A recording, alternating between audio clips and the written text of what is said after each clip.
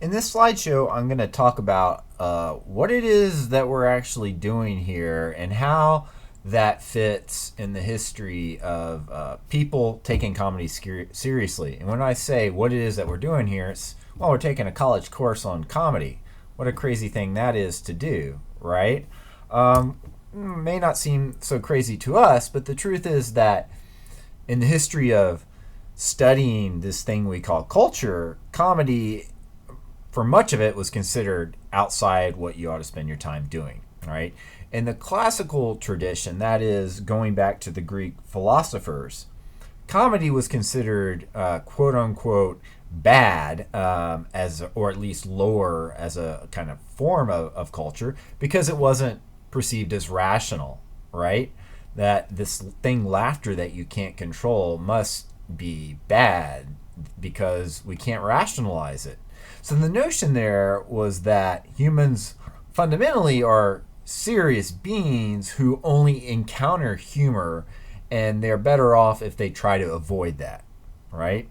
And anything that is comedy that's constructed is therefore imitating these base behaviors that should have been avoided and otherwise controlled, right? So the human being needs to learn control. They need to learn to maintain the kind of bodily control of which laughter is the opposite, right?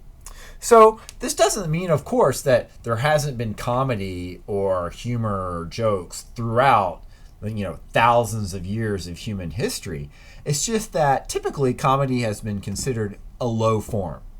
And the truth of the matter is this really, in some ways, persists with us. It's very rare that a comedy is what wins, for example, the Oscar for Best Picture. It's usually something very serious, right? But, for our purposes, it's good to know where we're coming from and to think about why that might be. Now, another stage in thinking about culture critically, that is, what human beings produce and what it means, comes from during the 19th century. So in the 19th century, this, of course, was the era of the Industrial Revolution, and there were all kinds of tremendous cultural changes going on around the world. And one of the main things that was happening was that the number of people that could read was growing. The number of people that had money to spend on goods was growing. There were many more goods to spend that on. And that meant that there was an explosion in what we call popular culture. Both print culture, magazines and newspapers and books and novels, as well as like live theater, vaudeville theater, and very soon movies by the end of the 19th century. Now, one of the fundamental 19th century critics who looked at this and tried to make sense of it was Matthew Arnold. And Matthew Arnold is really the one who kind of gets credit for coining this term culture as something that is tied to, what we might consider like books, art, and so forth. And he had a famous essay that he wrote that was called Culture and Anarchy. And his idea was, in a time of tremendous cultural change like the 19th century, you have to choose. Are you going to have culture or are you going to have anarchy? And of course, he wanted culture. And so the idea here was that, well, people need to learn good taste. They need to have appropriate taste in books and literature and art. And those people that have that is this elusive thing, culture, right? That is what will help us maintain social order. And in this model, guess what? Comedy is not the stuff that's going to get you the valuable culture. It was seen as being the opposite again. Antithetical to that vision that art is going to be transcendent, that it's going to enlighten us, that it's going to turn us into better human beings. And the thing was that Matthew Arnold's definition of culture was very much defined against popular or folk traditions. That is what people broadly actually like to do. Folk songs, folk theater, and things of this nature, in favor of a more elitist literature and art tradition. Now, again, I'm kind of setting this basis of how people have tried or thought about comedy seriously, that is, or academically or scholarly, like we're trying to do here. Now, since then, since the 19th century, there has been a big shift towards thinking about comedy within scholarship and taking it seriously and trying to understand that. And that has been really from a more anthropological perspective, thinking about how comedy comes from things that people do, cultural practices, right? Rather than great art or studying literature that's going to enlighten us and make us better people. It comes from trying to understand cultural practices and what I've talked about previously as the fact that, in any comic event, there's a person saying something or doing something, and then there's an audience, right? So it's about people, comedy and people, and looking at comedy as being a different kind of ritual.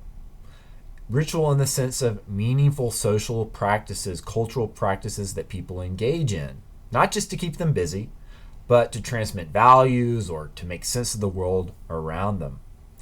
And essentially, this approach to studying comedy is thinking about those storytelling practices as taking place in what we would call a liminal space. Now, liminal is a term that means in between.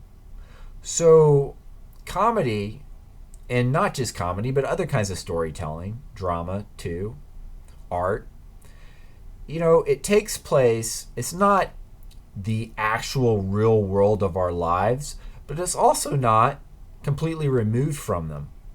It's a zone of play. And it's a meaningful zone because, again, it can tell us, what goes on there is not completely removed from people's lives, yet it isn't going to have immediate dramatic effect on them. So it becomes a zone where you can play and you can consider, what if this were to take place? What if this were to happen? Right? What if we were to say this? How would we make sense of that? So it's both of a particular time and place and not that actual everyday life of people. Now, this gets us into the tradition of historicism, which is essentially looking at works of art or culture, whatever it might be, book, play, painting, and trying to understand it in its historical context.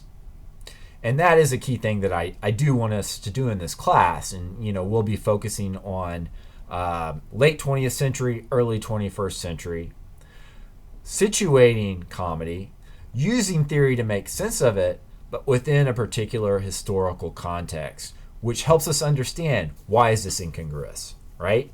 Why might this be about some kind of inequality? Why might this be a comedy of relief?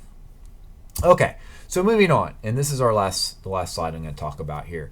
If we're to think about taking comedy seriously, there are a variety of different approaches. You could have the art historical approach, where you're studying different comic writers or performers or filmmakers or stand-up comedians and coming up with a list of great works or great individuals across time. You could take a more socio-historical approach, where you're looking at a film or a TV show as being symptomatic of the time it was produced. Why did people at this time or place find that funny? How is it connected to what was going on in the culture outside of it, rather than focusing on those key creative people that were involved in it? Or you could be really focused on the theory and just trying to understand what is it that's motivating laughter across all these things. What kind of similarities can we find?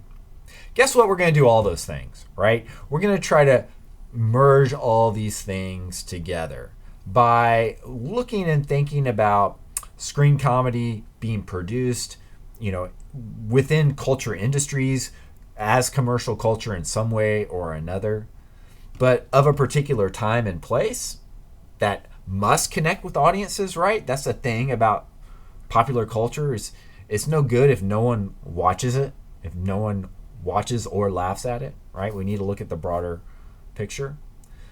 And we still need some tools to differentiate between these different kinds of comedies and what might be going on in them. So the kind of criticism that we're going to engage in it's not just going to be arguing over is something funny or not. It's going to be trying to understand why might it be funny.